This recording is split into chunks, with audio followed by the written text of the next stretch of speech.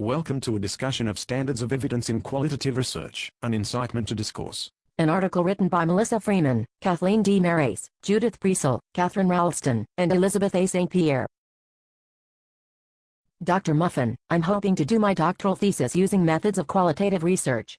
I find that traditional quantitative research doesn't meet the needs of my inquiry about the nature of learning from a feminist perspective. The problem is that I only know how to do a traditional scientific study. There are clear methods and standards to adhere to even when investigating new types of knowledge. How do I know if I am using good research techniques when doing my qualitative work?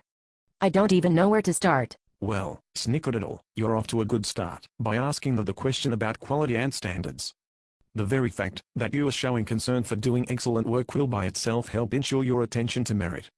I think that what you are really asking about is what common practices are used to ensure validity within the specific field of feminist research. You see, qualitative research is a diverse field of study.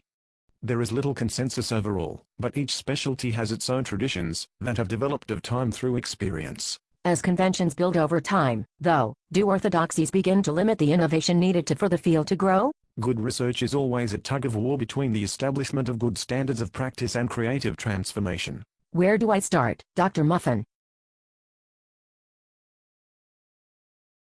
First, go to the library and read some of the feminist literature. Look at the way that researchers document their practice. Like good quantitative work, qualitative researchers make clear their methods, theoretical framework, and biases. Still, what about validity, reliability, rigor, trustworthiness, credibility, or whatever term is appropriate for this type of inquiry?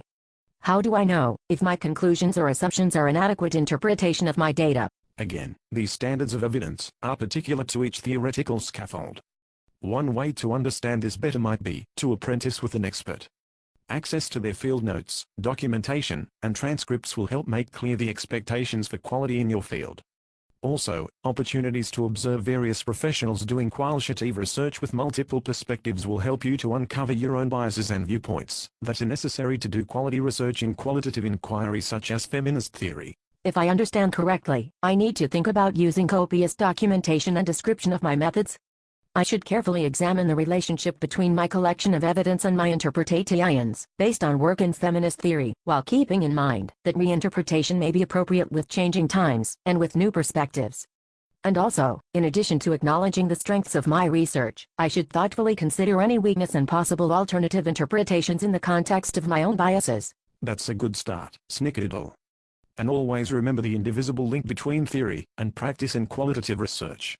If you haven't done so already, take a course that explores different epistemologies. Although you are interested in feminist theory, you should spend some time discovering what that means to you.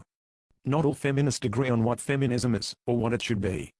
By exploring your own views and view of your classmates, you may better understand the meaning of your research subjects.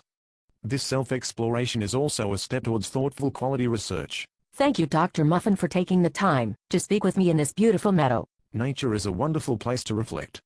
Don't you think? I think that learning happens everywhere if we keep our eyes and minds open. Well said, snickerdoodle. Have a peace-filled day and good luck with your work. Goodbye. Goodbye, Dr. Muffin.